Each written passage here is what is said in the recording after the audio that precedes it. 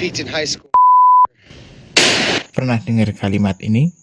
You are under arrest. You have the right to remain silent. Anything you say can and will be used against you in a court of law. You have the right to an attorney. If you cannot afford an attorney, one will be appointed for you. Kalimat itu merupakan bagian dari Miranda rights yang biasanya diucapkan ketika polisi menangkap suatu penjahat. Dan ini juga diaplikasikan di film-film, Pak. Nah, tapi kenapa ya, Pak, kok namanya Miranda? Nama itu diambil dari orang yang namanya Ernesto Arturo Miranda. Dia ini nggak lahir dari keluarga full privilege, Pak, tapi lahir di keluarga miskin di wilayah Mesa, Arizona. Nah, Miranda ini dari kecil tuh bocahnya emang udah bermasalah, Pak. Terutama habis ibunya itu meninggal dunia. Nah, dia ini itu nggak pernah akur sama ayahnya ataupun istri baru ayahnya. Puncak kenakalannya itu pas dia SMP. Dia itu didakwa atas kasus pencurian dan dikeluarkan dari sekolah pas kelas 3 SMP. Nah, setelah kasus itu dia itu nggak tobat juga, Pak. Walaupun dia itu udah pindah ke California, nggak sampai 1 bulan, dia itu malah melakukan kerampokan dan juga pelecehan seksual terhadap gadis yang berusianya 18 tahun, yang menyebabkan dia itu diekstradisi kembali ke Arizona. Nah, habis itu dia itu hidup nomaden dan kerja serabutan, sampai akhirnya dia hidup bareng istri orang. Nah, walaupun gitu, namanya ini tetap bisa ditulis di kitab hukum Amerika. Bukan karena dia itu jadi politisi, tapi karena salah satu kasusnya Ernesto Miranda. Jadi pada tanggal 2 Maret tahun 1963, ada perempuan yang namanya Patricia yang baru pulang larut malam setelah dia lembur kerja. Dia ini nunggu bis di sebuah halte, tapi tiba-tiba ada mobil yang datang. Patricia ini ditarik paksa untuk masuk ke mobil tersebut dan kemudian dibawa ke gurun pasir. Yang di sana dia itu mengalami kekerasan dan juga pemerkosaan. Nah, habis itu dia dikembalikan lagi ke halte tempat dia awal nunggu, Pak. Nah, beberapa hari setelah itu karena dia masih inget nomor plat dari mobil tersebut, dia lapor ke polisi dan akhirnya di-track lah itu di seluruh Arizona.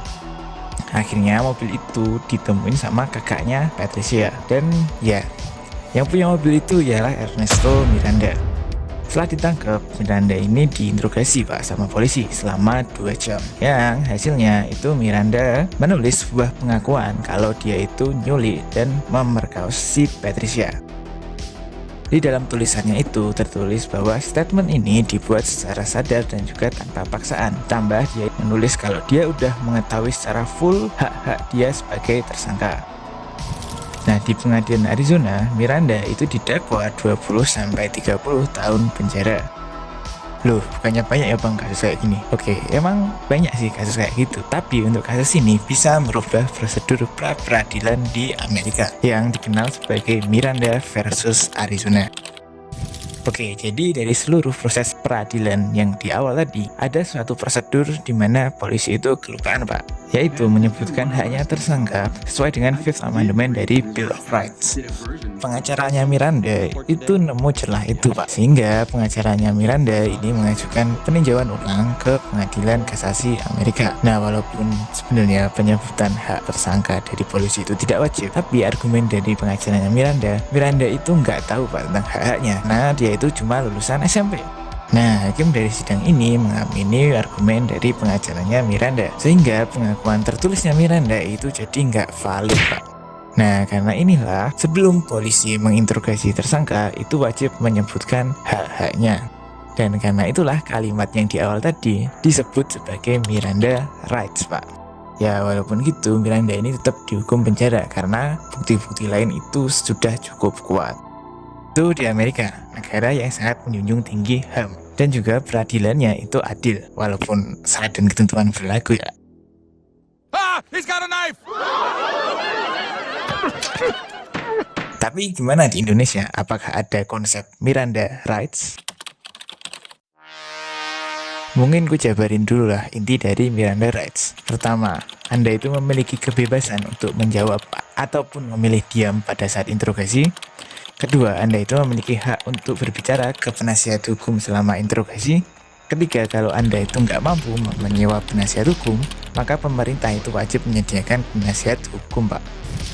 Nah, kalau di Indonesia sendiri, konsep Miranda rights itu sudah ada dalam KUHP, Pak. tepatnya di pasal 18, 51, 52, 54, 55, dan 56.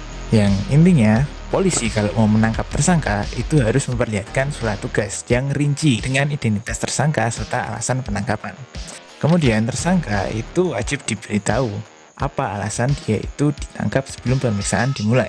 Kemudian tersangka sendiri berhak untuk memberikan keterangan apapun selama proses interogasi tanpa paksaan. Tersangka juga berhak untuk menyewa penasihat hukum. Dan kalau misalnya tidak mampu untuk kasus pidana yang ancamannya lebih dari 5 tahun penjara, pemerintah wajib memberi penasihat hukum, Pak.